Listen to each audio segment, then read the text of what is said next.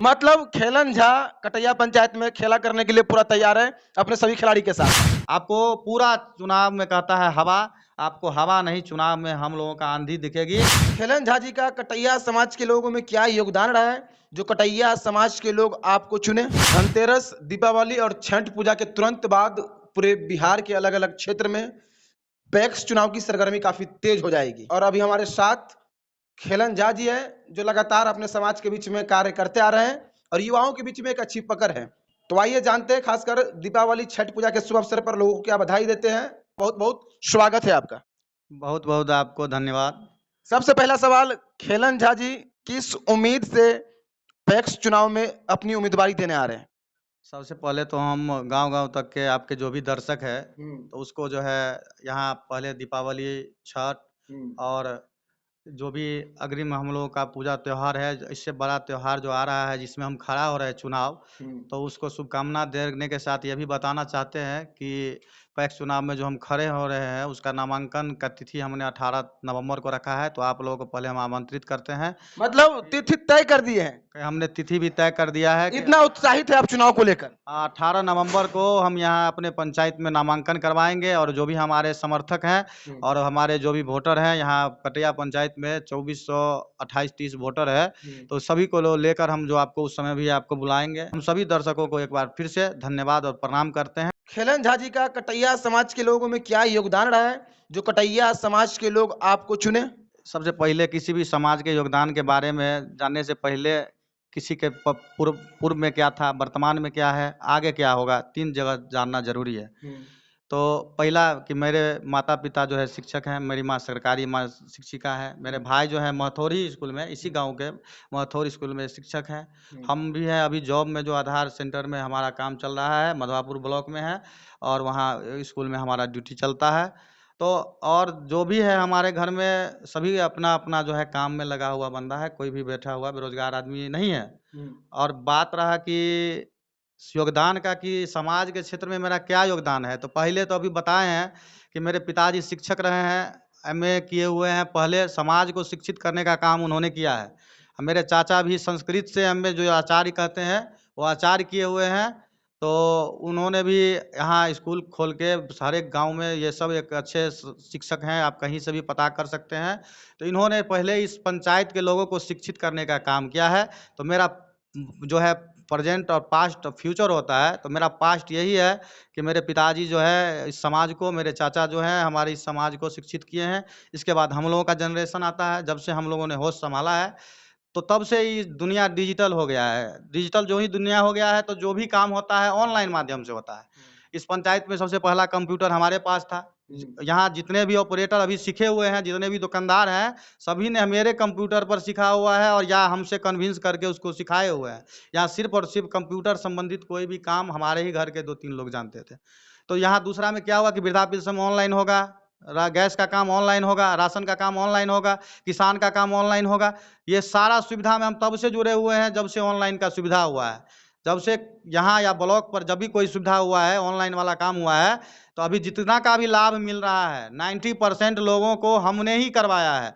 हमने सबको ration card बनवाया है, हमने सबको गैस दिलवाया है। 4000-5000 आदमी को हमने गैस परिवार में गैस दिया है। राशन कार्ड हर आदमी को बनवाया है। वृद्धा पेंशन के हर जितना का 60 वर्ष पूरता है उसको ले जाके हम वृद्धा पेंशन करवाते हैं। तो काम हमने तो किया है, पब्लिक डिमांड है कि आप एक बार आप जब हम जा रहे हैं मिलने कि भैया ऐसा है कि खड़ा होना चाहते तो अच्छा है, आप उसका अच्छा पॉजिटिव रिपोर्ट आता है। तो ये मेरा जो है अभी वर्तमान है। अगला फ्यूचर का बात करते हैं। फ्यूचर में क्या है, अभी जो पैक्स चुनाव लड़ क्यों रहे हैं, इस बात पे आ रहे हैं। ये भी बताएं कि आप पैक्स चुनाव क्यों लड़ रहे हैं? एक जो सुखी संपन्न परिवार है, जिनके परिवार में सरस्वती जी का एक गढ़ माना जा रहा है, जिस तरह से आप बताएं, आप लोग सरस्वती जी के पुजारी हैं। इसमें लड़ने का बात ये हो गया कि हम पहले भी जो भी अध्यक्ष थे उससे जो इससे इनको लड़वाए थे उसमें भी इनके हम बहुत साथ थे खड़े, और जहाँ भी इनको जिताने में हम लोगों का बहुत भारी योगदान था। तो हम लोगों ने इनको मदद किया। उनसे मेरा एक ही रिक्वेस्ट था कि आप पब्लिक का धान जो है पूरे दाम पर लीजिए। जैसे अभी सरकारी रेट 2300 रुपया है और अच्छा धान का 2320 रुपया है। हमने कहा कि आप जो एक बार 2 बार किए, और वो भी पूरे पंचायत के जितने भी प्रतिनिधि थे उनके बीच मैंने इस बात को रखा कि आप इस धान के दाम को पूरे दाम में लीजिए। तो हम लोग जो है आपको बनाए हैं, आप ही अच्छा से काम कीजिएगा तो बदलने का नौबत नहीं आएगा।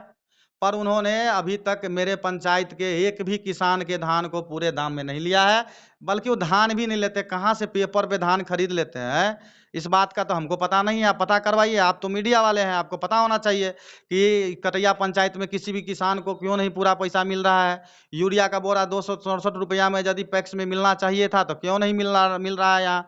यहाँ यदि मतलब किसान को केसीसी होना चाहिए था इसमें, तो किसान को केसीसी क्यों नहीं हो रहा है।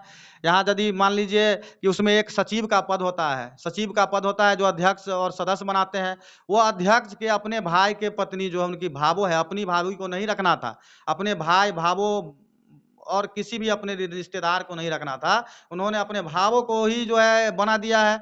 और कंप्यूटर ऑपरेटर में मान लीजिए दुकान पे लगाए हुए हैं, अपने भाई को, उनका भाई चलाता है।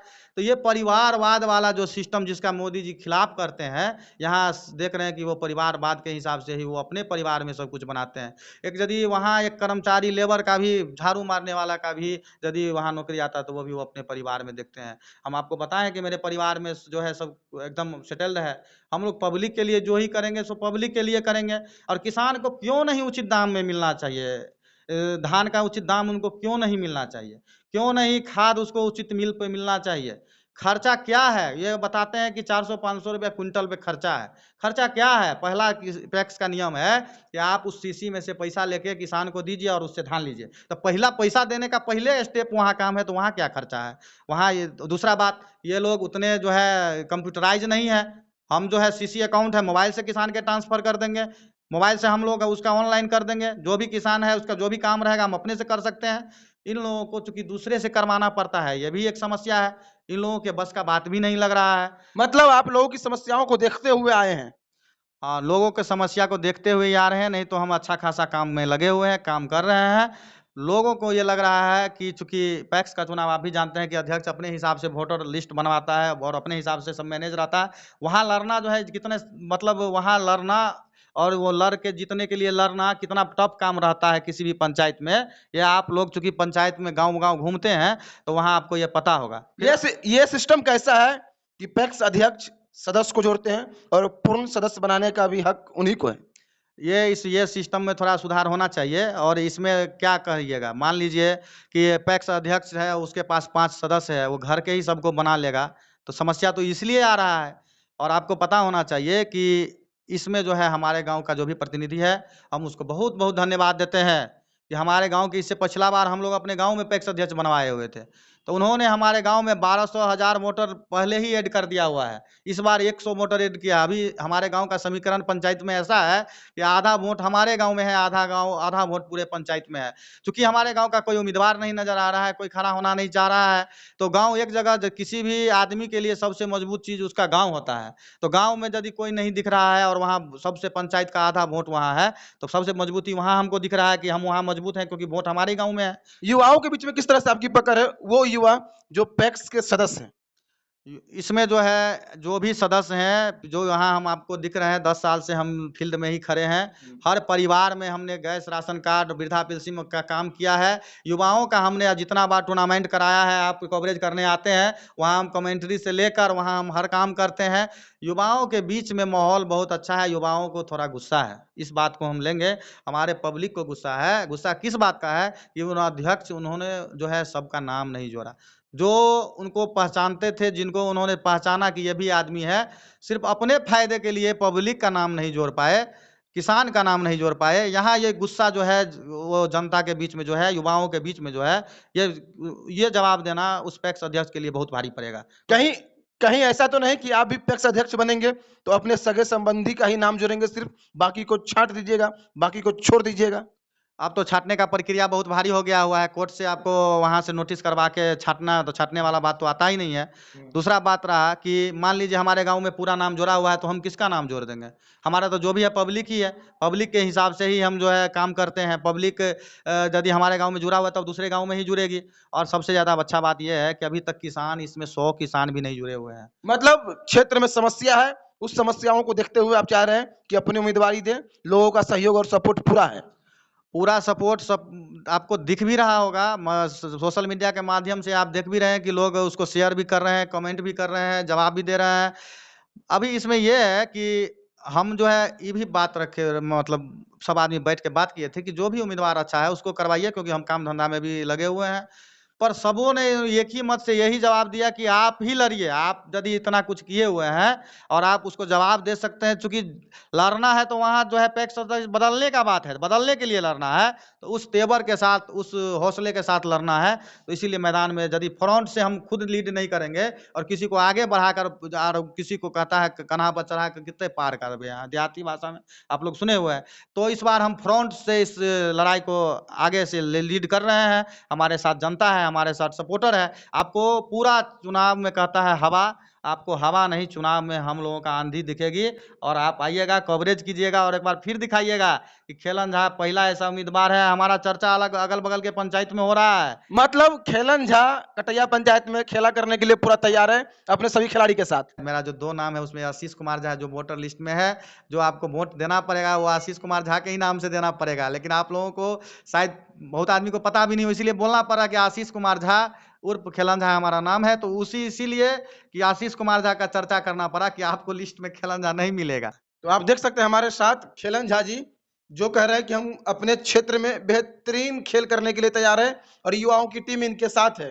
पैक्स अध्यक्ष के लिए वोटर वो होते हैं जो पैक्स के सदस्य हैं, पैक्स के पूर्ण सदस्य हैं। और इनका साफ साफ कहना है कि हमने समाज में वो सब करके दिया है, समाज में मेरा वो योगदान है जो लोगों के बीच में जाने में हमें किसी तरह की कोई हिचकिचाहट मन में उत्पन्न नहीं होने देगी। और आने वाले समय में खासकर 18 नवंबर को पूरे जनसलाब के साथ नॉमिनेशन कराएंगे और मजबूती के साथ चुनाव लड़ेंगे। और अध्यक्ष बनने के लिए जो मुझे करना पड़े लोगों के बीच जाकर, वो सब कुछ करने के लिए तैयार है और लोगों का पूरा सहयोग और सपोर्ट है। तो ये खास वीडियो आप देख रहे थे कटैया पंचायत से। ये वीडियो आपको कैसा लगा? आशीष झा उर्फ खेलन झा जी का समाज में क्या योगदान रहा है, आप लोग कमेंट बॉक्स में जरूर जवाब देंगे।